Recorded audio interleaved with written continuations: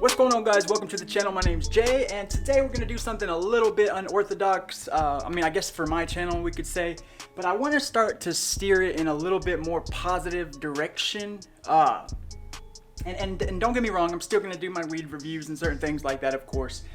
But this is something that I've been into for like the last 6-7 years, guys. I'm definitely really big into the PC gaming scene, any type of gaming scene really, but I wanted to just kind of let you guys take a look at my rig and pretty much show you how to install this bad boy. And this is the 970 EVO Plus 500 gigabyte M.2 NVMe drive. Bunch of words, guys, holy shit.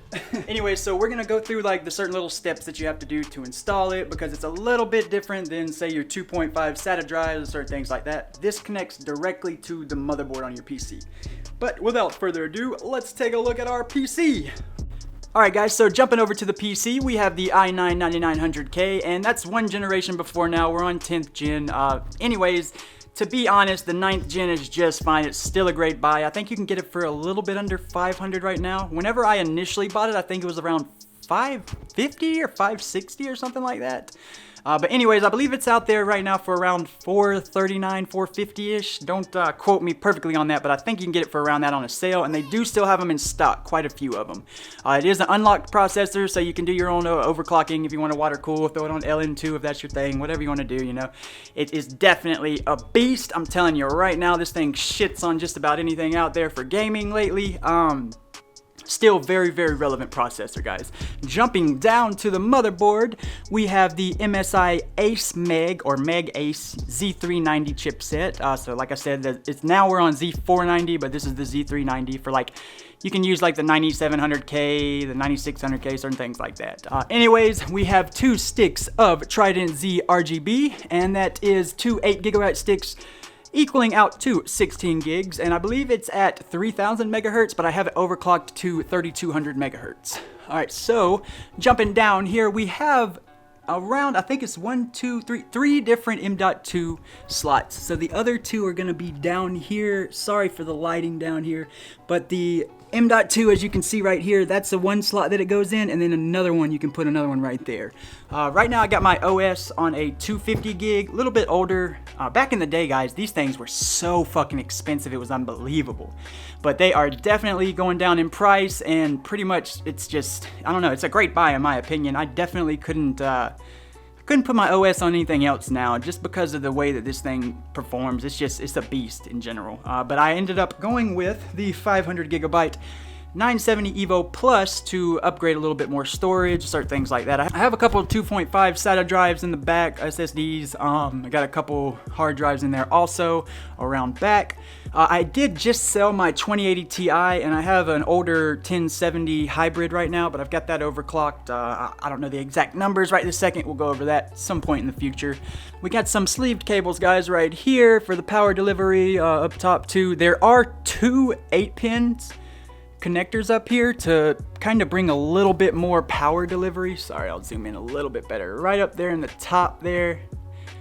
Hopefully you can kind of see it a little better. Sorry about that lighting, guys. Anyways, so jumping over to the cooler, we've got the Fractal Design S24, guys, and that's a 240 millimeter rad, and it comes with 2 120 millimeter fans. But I ended up going with their higher tier fans and doing a push-pull configuration. So we do have 4 different 120 millimeter fans on here coming in from the front. And the case that we got is the Fractal Design Define S, guys. Super duper sick case, bro. I mean, I really enjoy this case a lot. So jumping over to the other fans, we have 2 140 millimeter fans on the top as exhaust fans, as well as 1 140 millimeter one in the back pulling out some heat. We have 2 in the bottom. You can't see it too well. I'll try to do a little bit better angle on the bottom ones, but there is room for 1 fan in here, and I have 1 intake in the bottom, and then I have another one right here, which is the radiator fan, which is a Corsair fan going to the EVGA hybrid. So down here, it is a water-cooled graphics card, guys. So that's why I love this case, guys, because the graphics card, it's water-cooled, and if you do have like a AIO graphics card, one that has an AIO attached to it, it's really good because it opens up down here. Normally you have a little shield thing that you can put right here, but it opens up right in there, and you can see I got my Corsair fan right there, and further back I have another 140mm intake, Fractal Design, just a PWN fan. Anywho, this case right here is more ideal, I would say, for custom water cooling. Back here you can put your reservoir and certain things in it. Definitely a lot of room to do a lot of things. You can actually get the extension from your motherboard to vertically mount your graphics card right here. You can put up to 1, 2, 3. So quite a few different options for expansion and graphics areas and certain things like that. If you need like a capture card or sound card or certain things like that, if that's what you're into, you know what I mean? Anywho. Definitely a sick case, guys. I've always loved Fractal Design for their simple designs, guys. I mean, it just, I don't know, I feel like they look gorgeous. I think it's just not too much, you know what I mean? I think they've gone way overboard on certain things these days, and I really enjoy this case. I'll probably stick with this one for a while. I'm gonna be doing an ITX Ryzen build soon. I don't know exactly when, but we are gonna be doing that soon. Speaking a little bit back on the cooler, you have a choice. You can switch between auto or PWN, and you just turn it clockwise or counterclockwise to be able to switch that setting, guys. Definitely super duper sick cooler though, guys. I mean, it performs great for me. It keeps this 9900K just fine, but I do have it, like I said, in a push-pull configuration. So it's got 4 different fans pulling a lot of air through that radiator, guys. Anywho, we have a few sleeved cables in here. I have some sleeved cables for the graphics card. Had a problem running them because they're all extensions, so like there wasn't enough space in here with me putting fans in the bottom and certain things like that for me to be able to run my extension. So I'm gonna go ahead and buy just a straight up full cable kit for my actual power supply, and my power supply is going to be the RMX 750, or sorry, the RM750X, I guess, from Corsair. Super duper great, gold rated, I believe. Very good power supply. I've had the 850 before this one, and I had a 650 RMX before that one, so I swear by them, guys. Been using them for quite a while, have had 0 problems with them. Speaking a little bit back on the motherboard, you have a lot of options for expansion with the motherboard. We could actually go ahead and throw 2 more 8GB sticks of Trident ZRGB to make it 32 gigs, which in my opinion nowadays, if you want to video edit and certain things like that, I suggest getting 32 gigs because it's not going to hurt. Most games now do utilize over 8 gigs, so 8 gigs is kind of out the window nowadays, in my opinion. A lot of people might argue with that, but quite a few of the newer AAA titles and certain things like that use up a lot more RAM, guys. So if you are building your own, in my opinion, I suggest at least getting 16 gigs. Don't go with 8, guys. Don't get 2 4-gig sticks. If you have to and you find a deal on like a 4-pack of them of 4 gigs, which would equal out to 16, definitely go for it if that's your cup of tea. But in my opinion, I really think that you should try to go for at least 8GB sticks and couple them up, because you can go in dual channel memory. That is one of the biggest things for these boards, guys. You definitely want to be in dual channel. You don't want to have no single channel memory running. It will tank your performance in games, guys. It really will. Anywho, let's jump down here. So where we're gonna be putting our M.2 is gonna actually be right in there. Hang on a second. Let me try to get this. There we go. So where we're gonna be putting our M.2, you have an area that you can put it up top, but we're gonna be putting it under this little heat shield right here, guys. So we're gonna end up having to unscrew this, pull that out, stick it in, screw it back down, make sure that we're grounded before we do that, because we don't wanna destroy any kind of parts. But anyways, very good motherboard. I don't know, man. This is like the dream build that I had whenever I had my 2080 Ti. This is literally like my dream build, guys. So I don't know. I know that a lot of people would get different types of things, and of course everybody's entitled to their own opinion and certain things like that, guys. But this right here, guys, I actually handpicked all of the parts in this one, and yeah, it was my choice of custom parts. So this is my baby right here, guys. Like I said before, I am going to be doing an AMD Ryzen, I want to say Ryzen 9 ITX build. I want to try to get a 5700 XT with it. Been a little while since I've had any type of AMD, since actually Ryzen 1. I had the 1700 and then I got the 1600 R5. So I had the R7 1700 and I had the R5 1600. The reason I don't get the X variants is because I can overclock it myself. And if you guys would like to see an overclocking video, let me know in the comments down below. We'll try to overclock this i9 as much as we can with this cooler configuration. Anywho, we're going to be doing some upgrading on this PC very, very soon, guys. So this is going to kind of be like an introductory video, I guess you could say. I'm going to go ahead and show you my entire setup, guys. I have for my monitor the Alienware 24-inch 240Hz. This is not the G-Sync one. This will be the FreeSync one, but now with adaptive sync out, most FreeSync monitors will work with G-Sync. This one definitely works just fine, or it worked fine with my 2080 Ti. I haven't tried it with the 1070 yet. I'm sure it'll be fine though. So jumping down to the mouse, guys, we have the BenQ Zowie Davina S1. The S1's a little bit bigger. I have a little bit bigger hands, and this one just fits a little better. I have the Hyperglides on it, and I also did a paracord mod for it. I highly recommend these paracord mods, guys. It is literally just like air. It's literally like it's a wireless mouse when you're using paracords. Definitely suggest doing a paracord mod. Jumping over to my mouse pad, we have the Myonix Big Boy.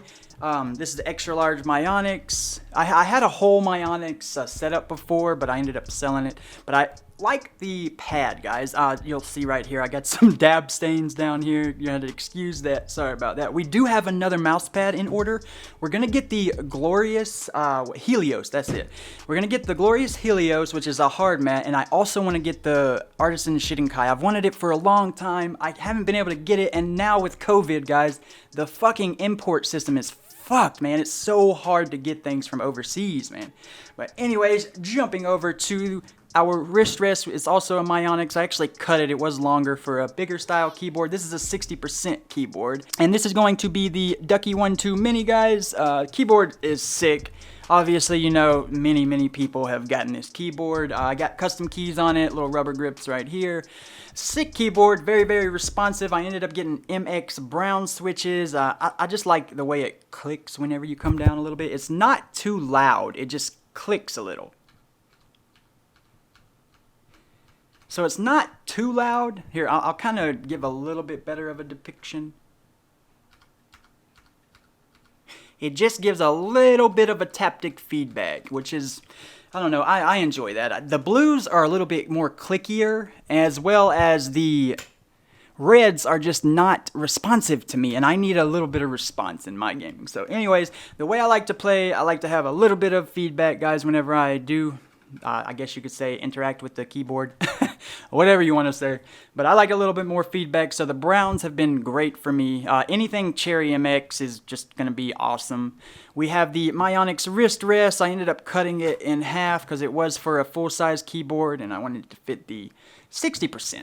But anyways, guys, jumping over to our microphone, we have the Samsung... man, you're going to have to bear with me on this one.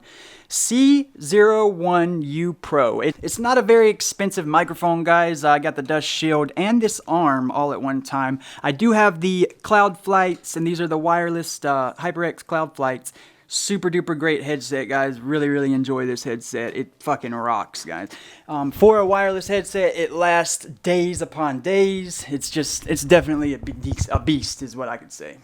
But anyways, guys, let's jump over to installing our M.2. So we are going to probably have to format it, and I'll walk you guys through that whole process. It's nothing big, I promise you. Anywho, we're going to get started and probably just throw it underneath that M.2 heat shield right in there. Hopefully we can get a little better image. There we go. It's so hard to see. I'm sorry, y'all.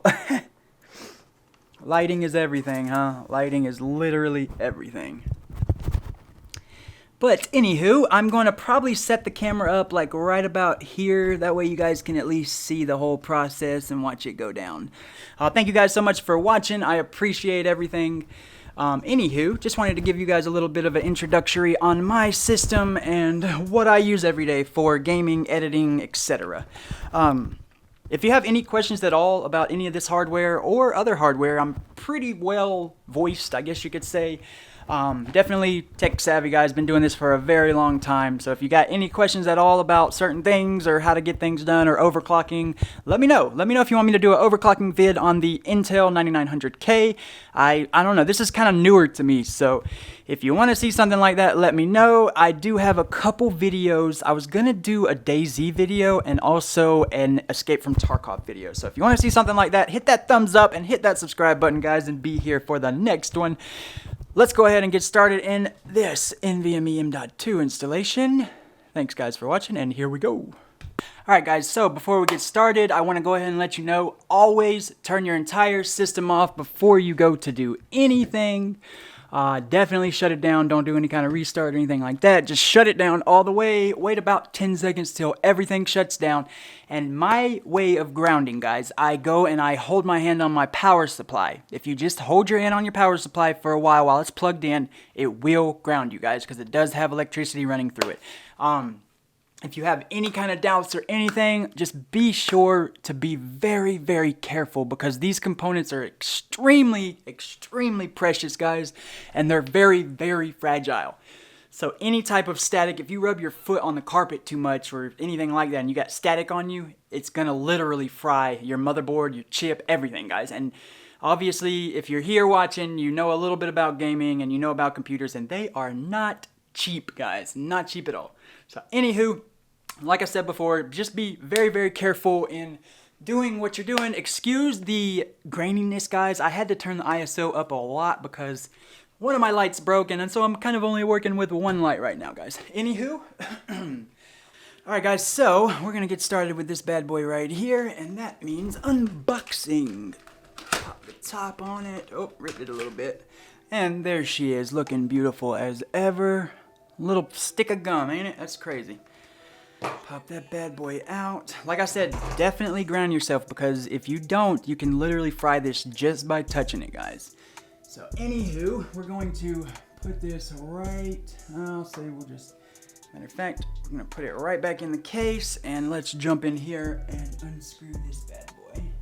There shouldn't be too much in there. I want to say this works on top of the, Alright, my guys, so we're going to jump in here and unscrew this bad boy real quick. There we go. We're getting there, I promise you. I'm at a very weird angle, so you're going to have to bear with me, guys. Trying to get you guys to be able to see too. Here we go, here we go. I'm hitting it, come on. And we're almost there, guys. Just make sure you got it all the way out. So me, myself, I've never actually fried any type of components. Thank goodness. I'm definitely blessed about that. Hopefully we can pull it out. Oh, there we go. And this is what it looks like right here. Get that focus in a little bit for you. Sorry, guys. Now, it's always good to take a look at your manual if you have any type of questions at all or you are unsure about anything. So me personally, I have never installed an M.2 underneath a shield like this. So sorry about how savage this view is right now, guys. I promise you we will get this thing done. All right, so we're gonna stick it in right here.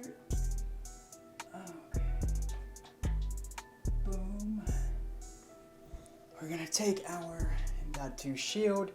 So I guess this is one for a double-sided. So this extra thermal pad that they give, most of the time if you have 3 of them, like one stuck on the board, one stuck on the shield, and another one. So there are M.2s that have modules on each side, and that's what this third one's for. Most of the 970 Evo Pluses, I don't believe they have it on both sides. Anywho, let's get this bad boy in here. Oh. Goodness gracious. Well, this one has been one hell of a process, that's for sure, dudes. Alright, we are getting there. Holy shit. Now, once we got it in, we're just gonna keep turning it until we get that bad boy in there decent. You don't want it to be too loose or anything crazy like that. And I know you guys probably can't see good right now. Sorry about that. I just gotta make sure I get this bad boy in there good. Alright. And I don't think it's gonna be going anywhere. It seems to be on there very, very good. So now, all you gotta do is throw your old GPU back in there. Got a little dust over here. Oh, yeah, get that off over here. Always good to clean your card off a little bit while you're up here doing all this crazy shit. Alright, so now you're just gonna pop that card back in. Get your thumb screw, and I like to put it in a hole that is a full circle and not a U shape. So you want to do a certain little lift on it and then just tighten it up in there. Alright. Now give it a little tighten from the screwdriver just to make sure. Alright my guys, so we got this bad boy installed and looking just how it did before. I can't even tell the drive is in there. So I heard some things about the drives getting too hot underneath these thermal plates, and as opposed to just putting it up in the open, how that one is, so it has air hitting it. But I've heard also that it helps. So we're going to do a little bit of testing. Let me know in the comments if that's something that you would like to see on how the thermals are on these SSDs when they're underneath the plate as opposed to being outside of the plate. Definitely let me know in the comments if that's something you want to see. But without further ado, let's jump into formatting this bad boy and get you guys on your way. Thank you so much for watching, and here we go. Alright guys, so we are on our desktop now. We're going to go over to this little Windows symbol down here. You're going to right click it. You're going to come up to Disk Management. When you hit Disk Management, it's going to ask you right immediately. This is our drive that we just put in. You do not want to do it as a master boot record. It's just a little bit older technology for like 32-bit OSs and certain things like that. So definitely go for GPD, which will be GUID partition table. We're going to hit OK, and then we are going to hit New Simple Volume, Next. That is true. That's all we want. So the crazy thing is it's a 500 gigabyte drive, but obviously you're only able to use 476 gigabytes. Jumping over, you can pick whatever letter you want it to be under. H is fine for me. And we just hit Next again. Do not format this volume with the following settings. That is what we want. And we're going to finish. And boom, now you have a drive you can literally use anytime you want. And it is that simple, guys. Thank you guys so much for watching. I appreciate everything you do and all the support. If you guys enjoyed the video, hit that thumbs up. If you didn't, hit that thumbs down. But if you hit thumbs down, let us know why. And if you want to see more in the future of our channel, definitely think about hitting that subscribe button, guys, because we have a lot of things coming in the future. If you have any questions pertaining to this or any other type of matters that you can't get through, to the best of my knowledge, I will help you. Just list it down in the comments. I also have an Instagram if you want to hit me up at _treeshow. So definitely go follow me on Instagram. I will begin posting more and more computer gaming type tech stuff on there. So definitely think about hitting that subscribe button. But anyways, guys, once again, thank you so much for watching. I hope you guys have a great day. Until the next one, peace. The way the sun beats on my forehead. La-dee-da-dee-day.